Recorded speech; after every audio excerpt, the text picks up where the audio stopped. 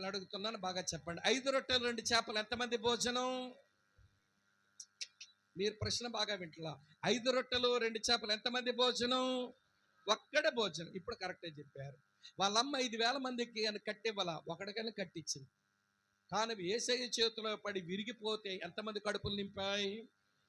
అదండి, దేవుని చేతిలో విరిగిపోయిన వాళ్ళు, దేవుని చేతిలో పగిలిపోయిన వాళ్ళు అనేకులుగా ఆశీర్వాదకరంగా మారుతారు. ఆ విరిగిన పగిలిన అనుభవం ఎప్పుడు వస్తుందంటే దేవుని మందిరములో దేవుని ప్రసన్నతను చూచినప్పుడు వస్తుంది. యెషయాకు అదే వచ్చింది, పగిలిపోయాడు. నా పెదవుల అపిత్రాలు అన్నాడనంటే అతని హృదయం ఏమి ఉంటుంది చెప్పండి నాకు.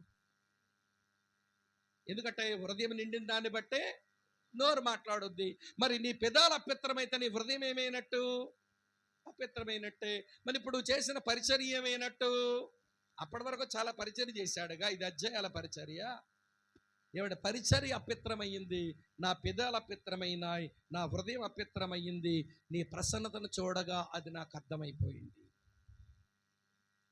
దేవుని మందిరములో దేవుని ప్రసన్నతను చూడొచ్చు, ఒకటి. రెండో సంగతి ఏంటో తెలుసా? అదొక విధి. రెండో విధి ఏంటో, దేవుని గురించి ధ్యానం చెయ్యొచ్చు. దేవుని మందిరములోని ధ్యానం చేయడానికే నా చచ్చేంత వరకు దేవుని మందిరములో ఉండే వరమడుకున్నాడంట దావీదు. మీకు ఒక విషయం చెప్పనా?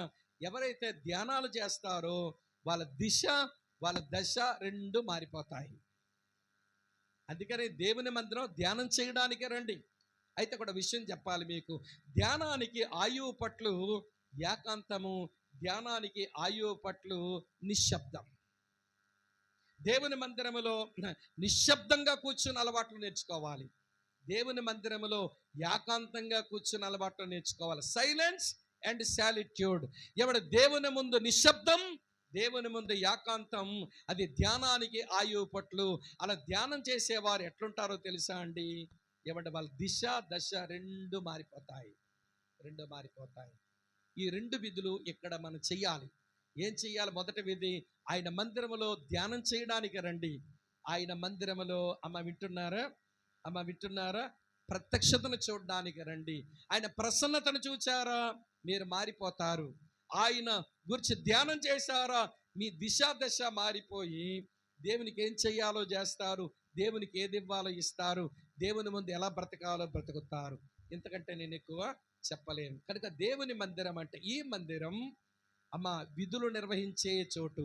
ఈ మందిరంలో ఈ విధులు మనం నిర్వహించాలి. ఈ మందిరంలో కూడా విధులను మనం నిర్వహించాలి. ఇంకెక్కువ చెప్పలేను, చాలు. 3వ మాట. 4వ మాట చెప్తాను. దేవుని మందిరం అంటే అది చావులు కనబడే చోటు. Temple is a place of death.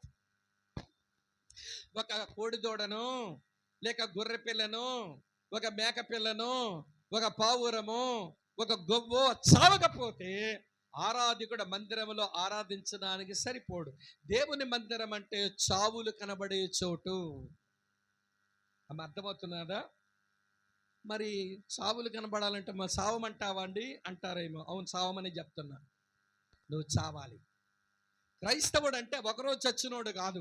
క్రైస్తవుడు అంటే దినదినము చనిపోయేవాడు క్రైస్తవుడు.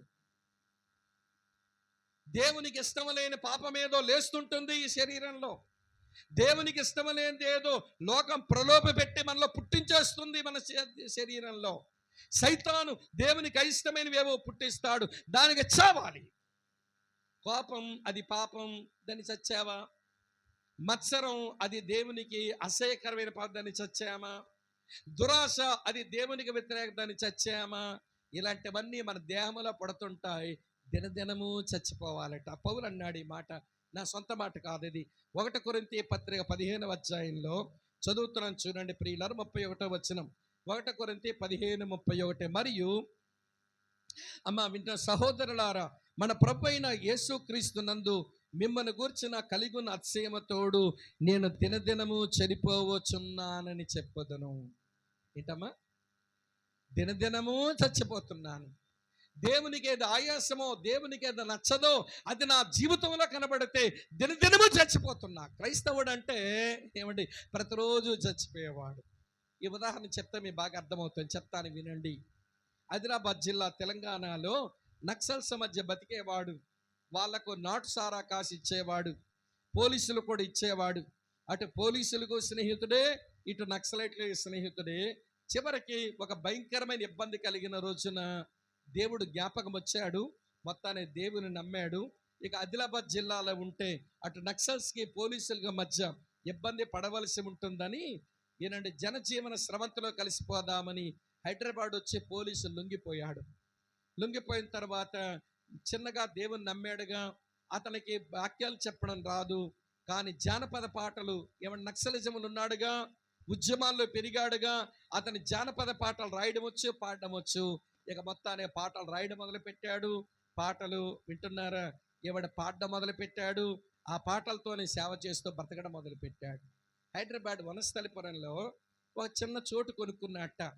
అక్కడేదో అమ్ముకొని వచ్చి ఆదిలాబాద్ జిల్లాలో ఒక చిన్న చోటు కొనుక్కొని ఇల్లు కట్టుకోవడం మొదలుపెట్టాడు.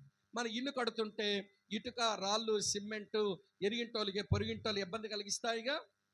మాట్లాడరేమమ్మా? ఇబ్బంది కలిగిస్తాయి. ఈ ఇల్లు కట్టుకుంటే ఎదురుగా ఒక అమ్మ ఉందట. ఆమెకి కొంచెం ఇబ్బందిగానే ఉంది. ఇనప చువ్వలు, ఇసుక, సిమెంటు, ధూళి, దుండ్రి వచ్చేస్తున్నాయని ఊరికే తిడతా ఉంటుందట. సరే, ఆ రోజు ఆయన ఇంట్లో ఉన్నాడు.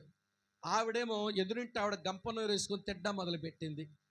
తిడ్డ మొదలుపెట్టగానే ఇతని భార్య అందంటే, ఏమండి ఈవిడ ప్రతిరోజు అట్లే తిడతా ఉంటుంది, మీరేమో సేవనుకొని అటు ఇటు పోతారు, ఆ తిట్లు వినలేక చచ్చిపోతున్నాను.